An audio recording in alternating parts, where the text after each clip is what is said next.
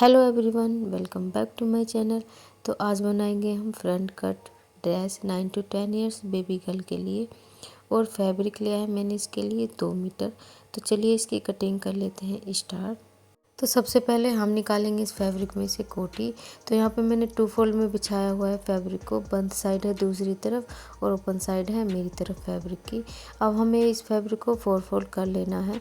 जितनी हमारी फिटिंग होती है उसके हिसाब से हमें यहाँ पे 4 फोल्ड करना है। अब हमें लगाना है शोल्डर का निशान।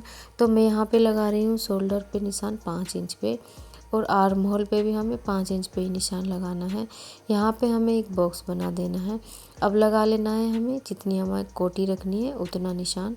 तो हमको कोटी 12 इंच तैयार चाहिए, तो हमको 13 इंच पे निशान लगा लेना है। 1 इंच मार्जिन के लिए लेना है।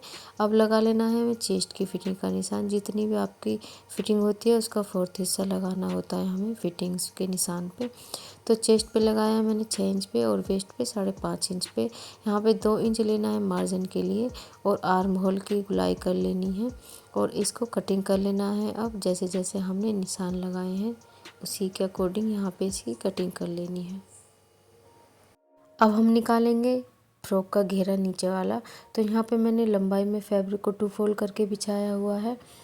देन जितनी हमारी कोटी थी उतना इंच टेप ऊपर की तरफ निकाल देना है। आधा इंच का मार्जिन का निशान लगा के 12 इंच हमें इंच टेप ऊपर की तरफ निकाल देना है। जितनी हमारी कोटी तैयार रहती है उतना। अब हमें जितनी हमको लंबाई रखनी है ड्रेस की उतना निशान लगाना है। तो यहाँ पे मुझे 32 इंच तैयार रखनी है लेंथ, एंड 1 इंच लिया है मैंने मार्जिन के लिए। अब इसको नाप लेना है जितना आया है सारे में इसी तरीके से निशान लगा लेने हैं। अब इसकी कर लेनी है हमने कटिंग। तो ये हमने एक पैनल कट कर लिया था। अब हमें एक पैनल और कट करना है बिल्कुल इसी के नाप का। तो जो हमने पैनल कट कर लिया है इसको इस फैब्रिक के ऊपर रखना है इस तरह से, और इसकी भी कटिंग कर लेनी है। तो ये हमारे 2 पैनल हो जाएंगे, एक फ्रंट का एंड एक बैक का। अब ये जो हमने 2 पैनल कट करे हैं इसमें से एक अलग कर लेना है हमें, और एक पैनल लेना है और इसको बिल्कुल सेंटर से हमने कटिंग करनी है इस तरह से। ये हमारा फ्रंट पैनल रहेगा, इसको कट करके अलग कर देना है। तो अब हमें स्लीव्स निकाल लेनी है अपनी। जो फैब्रिक बचा है इसमें से हमें स्लीव निकालनी है अपनी। तो यहाँ पे हम काउल स्लीव्स बनाने वाले हैं। तो इस तरह से फैब्रिक फोल्ड कर लेना है अपने आर्म होल के हिसाब से। तो 10 इंच में ऊपर एक्स्ट्रा ले रही हूँ, काउल स्लीव्स बनाएंगे उसके लिए 14 इंच रखूँगी मैं यहाँ पे स्लीव्स की लंबाई। 1 इंच ले लिया है मार्जिन के लिए। तो नीचे मोहरी की तरफ से रखूँगी मैं इसको 4 इंच। ऊपर की तरफ से ले लेना है हमने 6-6.5 इंच, और यहाँ पे नीचे की तरफ एक निशान लगाना है 3 इंच पे। और यहाँ पे हमें स्लीव्स की गुलाई कर लेनी है। जैसे हम सिंपली स्लीव्स की कटिंग करते हैं यहाँ तक वैसे ही करनी है। अब हमें जहाँ हमने बिल्कुल 6-6.5 इंच पे निशान लगाया था ऊपर की तरफ से गुलाई करते हुए लाना है हमने इस तरह से, और इस आर्म होल के बिल्कुल निशान से मिला देना है हमें इस निशान को। तो अब हमें इसकी कटिंग कर लेनी है जैसे जैसे हमने निशान लगाए हैं स्लीव्स पे। तो यहाँ पे हम सिर्फ कोटी में अस्तर लगाएंगे। तो जो हमने कोटी की कटिंग करी थी उसी के नाप का बिल्कुल मैंने यहाँ पे अस्तर कटिंग कर लिया है। अब हमें निशान से लगा लेने हैं अपने नेक के। तो यहाँ पे मैं विद ले रही हूँ नेक की 2.5 इंच, और डीप में लगा रही हूँ यहाँ पे 4-4.5 इंच पे निशान। अब यहाँ पे हमें एक बॉक्स बना देना है इस तरह से। अब यहाँ पे आप गोल भी रख सकते हो नेक, या कोई भी अपनी पसंद का नेक बना सकते हो। यहाँ पे मैं ये प्रिंसेस कट नेक की शेप दे रही हूँ। अब हमें इसकी कटिंग कर लेनी है। ये हमारा फ्रंट नेक है कोटी का।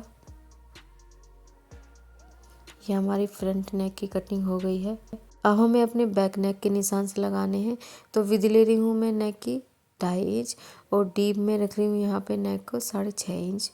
यहाँ पे हमें चौकोर ही रखना है नेक को इस तरह से। अब इसकी कटिंग कर लेनी है। ये हमारे बैक नेक की कटिंग हो गई है। तो अब हमने इस फैब्रिक में अस्तर को जॉइंट कर लेना है। तो ये हमने मेन फैब्रिक रखना है अस्तर पे इस तरह से उल्टा करके रखना है फैब्रिक को, अस्तर की तरफ उल्टा करना है फैब्रिक को इस तरह से। अब जैसे हमने नेक कट किया है उसी के हिसाब से सिलाई लगा लेनी है। वैसे ही हमने बिल्कुल ये फ्रंट नेक तैयार कर लेना है। अस्तर के ऊपर रखना है और सिलाई लगा लेनी है। दोनों नेक किसी तरह से तैयार कर लेने हैं हमें। तो यहाँ पे हमने सिलाई लगा दी है एक पैर का मार्जिन लेते हुए। यहाँ पे हमें पिन लगा के सिलाइयाँ लगानी है ताकि हमारा फैब्रिक इधर उधर ना हो। अब ये जो हमारा अस्तर वाला फैब्रिक है अंदर वाला, इसको कट कर लेना है। अब हमें सारे फैब्रिक में नेक में मतलब छोटे छोटे से कट लगा लेने हैं इस तरह से। ये कट हमें बहुत ध्यान से लगाने हैं ताकि हमारी सिलाई कट ना हो।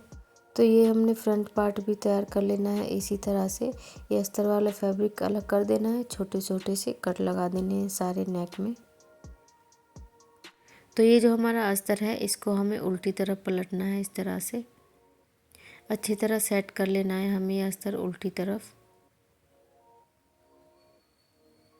इसी तरह से हमें बैक पार्ट तैयार कर लेना है अपना। अब हमें यहाँ पे नेक पे सिलाई लगानी है, आर्म होल पे साइड में और नीचे सारे में सिलाई लगा के इसमें अस्तर को सेट कर लेना है।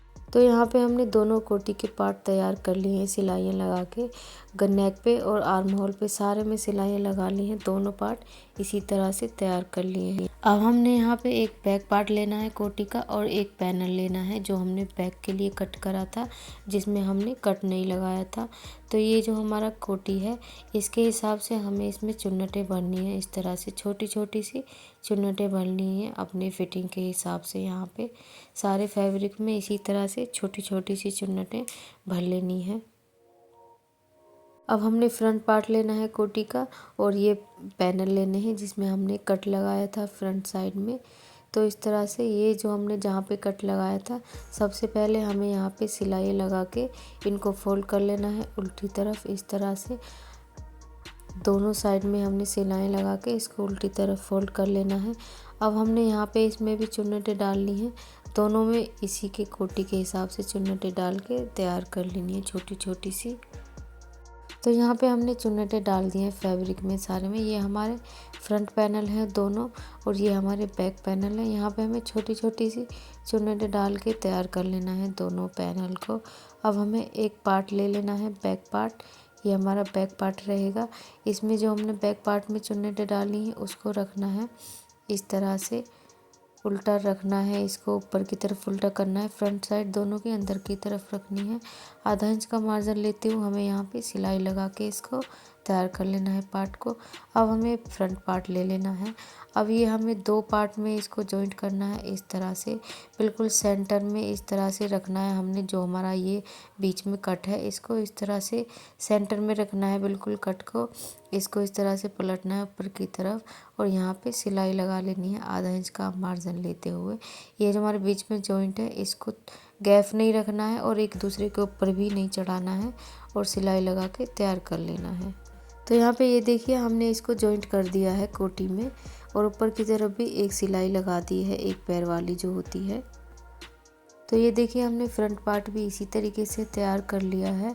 इसको जोड़ दिया है आधा इंच का मार्जिन लेते हुए और बीच में ये देखिए गैप भी नहीं है और एक दूसरे के ऊपर भी नहीं चढ़ाया हमने सिलाई को। ये हमारा फ्रंट पार्ट हो गया है तैयार।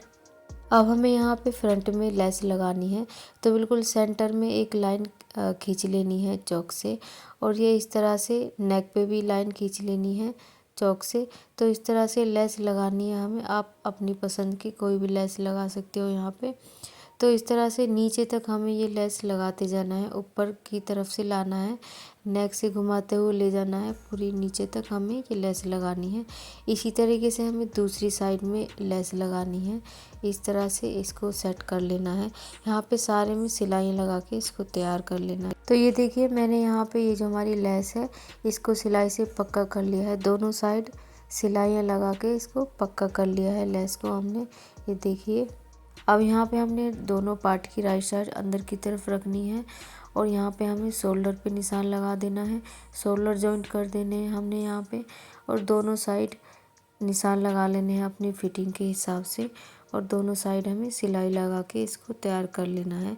शोल्डर पे भी सिलाई लगा लेनी है। फिटिंग की सिलाई लगाने के बाद अब हमें नीचे की तरफ से इसको फोल्ड करना है बॉटम साइड से। तो इस तरह से यहाँ पे हमें पतला पतला सा सारे में फोल्ड कर देना है नीचे से गोलाई में। अब हमें अपनी स्लीव्स तैयार कर लेनी है। तो यहाँ पे मैंने चुन्नटें भर दी हैं एक स्लीव्स में इस तरह से। बीच में हमने दोनों साइड 1-1 इंच का गैप रखा है सेंटर में।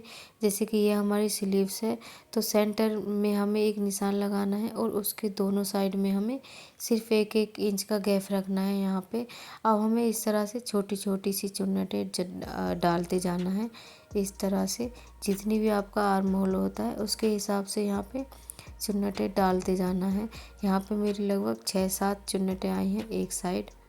इस तरह से सारे में चुन्नटें डालते जाना है। सारी चुन्नटों का रुख हमें बिल्कुल सेंटर की तरफ करना है।